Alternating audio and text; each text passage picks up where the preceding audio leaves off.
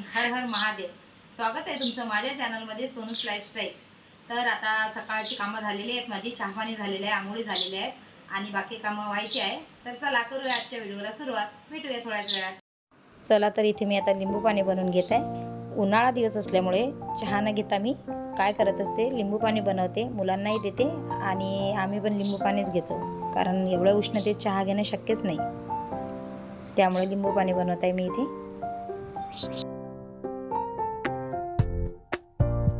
हे बघा, छान थंडगार लिंबू सरबत इथे मी तयार केलेलं आहे. मी पण घेते आणि मुलांनाही देते थंड.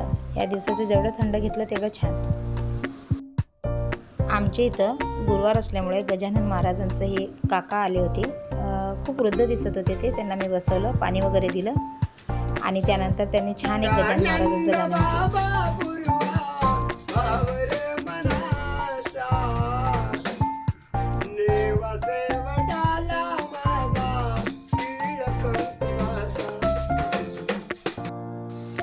चला आता ते वृद्ध आबाजी गेल्यानंतर इथे मी माझी पूजा आटपून घेते.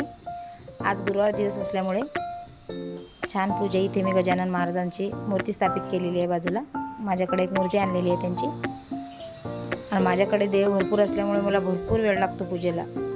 कमीत कमी 1 तास तरी लागतोच.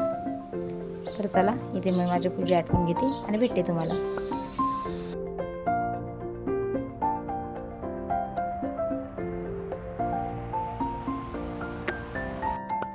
अशा प्रकारे माझी पूजा मी आटोपलेली आहे.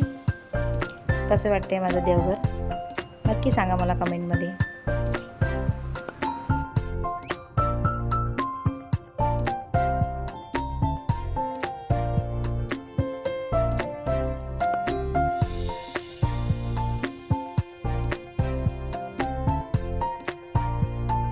आता इथे मी भरलेल्या वांग्याची भाजी बनवत आहे. त्याची रेसिपी तुमच्यासोबत शेअर करत आहे.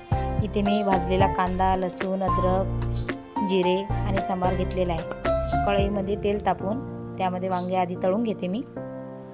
वांगे टाकत आहे आता कढईमध्ये. छान तेल गरम होऊन द्यायचं आणि त्यामध्ये वांगे टाकायचे आणि तळून घ्यायचे आधी. बघा वांग्यांना कसा रंग आलेला आहे. त्यानंतर जो मसाला मी सांगितला होता तो काढून घेतला मिक्सरमधून आणि तो टाकत आहे आता.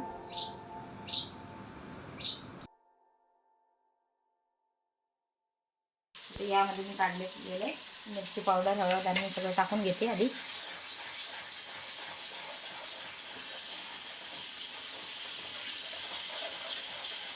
एकजीव करून घेते त्याला आणि कमी आचेवर 5 मिनिटं छान हा रंग येईपर्यंत मसाला होऊ देते. आणि त्यानंतर मसाला झाल्यानंतर त्यात पाणी सोडते आणि नंतर आपली वांगी. चला तर भाजी बनवून झाल्यानंतर यांनी काल येताना आंबे आणले होते, म्हणजे आंब्याची पेटीच आणली होती. ती तशी परवडते, एकदा घेतली 1-2 दिवस पुरतात ते. तर आधी मी आता इथे आंब्याचा रस बनवून घेते.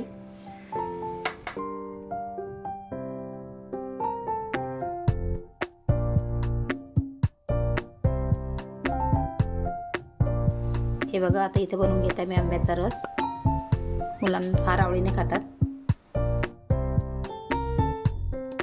रस बनवून झाल्यानंतर पोळ्या झालेल्या इथे माझ्या बघू शकता तुम्ही. आणि पोळ्या झाल्यानंतर लगेचच मी किचन ओटा आवरून घेते हातावर. बघा तर ही झाली माझी वांग्याची भाजी, भरलेलं वांग. आणि इथे बनवलेला आहे रस आणि यामध्ये ठेवलेले आहे पोळ्या.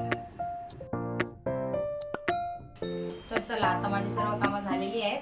टायमिंग झालेली आहे 12:30 वाजलेला आहे दुपारचा. आता दुपारी 2 वाजता जेवायला येतील. आणि आमचे प्रसिद्ध तुम्ही ऐकलेलेच असेल, श्री संत गजानन महाराज शेगाव संस्थान आहे, तिथं मंदिर आहे मोठं. तर आता जेवण वगैरे झाल्यानंतर आम्ही शेगावला जाणार आहे. आज गुरुवार असल्यामुळे माझा आणि यांचा उपवास असतो.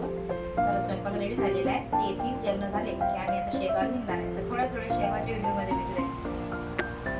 चला तर आम्ही निघालेलो आहे आता शेगावला. ते घरी आले होते, जेवण वगैरे केले आणि आता आम्ही निघतो शेगावला.